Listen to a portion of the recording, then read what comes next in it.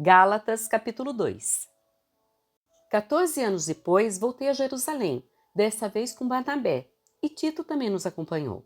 Fui para lá por causa de uma revelação. Reuni-me em particular com os líderes e compartilhei com eles as boas novas que tenho anunciado aos gentios. Queria me certificar de que estávamos de acordo, pois temia que meus esforços, anteriores e presentes, fossem considerados inúteis. Mas eles me apoiaram e nem sequer exigiram que Tito, que me acompanhava, fosse circuncidado, embora fosse gentil. Essa questão foi levantada apenas por causa de alguns falsos irmãos que se infiltraram em nosso meio para nos espionar e nos tirar a liberdade que temos em Cristo Jesus. Sua intenção era nos escravizar, mas não cedemos a eles nem por um momento, a fim de preservar a verdade das boas novas para vocês. Quanto aos líderes, cuja reputação a propósito não fez diferença alguma para mim, pois Deus não age com favoritismo, nada tiveram a acrescentar àquilo que eu pregava.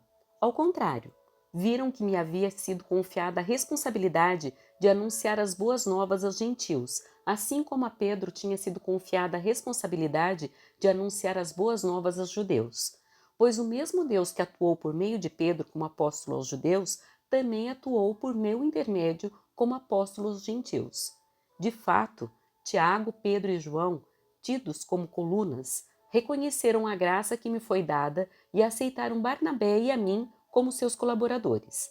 Eles nos incentivaram a dar continuidade à pregação aos gentios, enquanto eles prosseguiriam no trabalho com os judeus. Sua única sugestão foi que continuássemos a ajudar os pobres, o que sempre fiz com dedicação.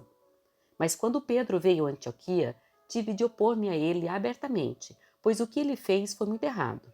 No começo, quando chegou, ele comia com os gentios. Mais tarde, porém, quando vieram alguns amigos de Tiago, começou a se afastar, com medo daqueles que insistiam na necessidade de circuncisão. Como resultado, outros judeus imitaram a hipocrisia de Pedro e até mesmo Barnabé se deixou levar por ela.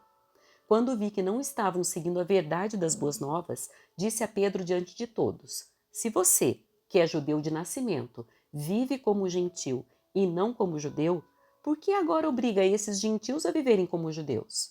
Você e eu somos judeus de nascimento e não pecadores, como os judeus consideram os gentios. E, no entanto, sabemos que uma pessoa é declarada justa diante de Deus pela fé em Jesus Cristo e não pela obediência à lei. E cremos em Cristo Jesus para que fôssemos declarados justos pela fé em Cristo e não porque obedecemos à lei.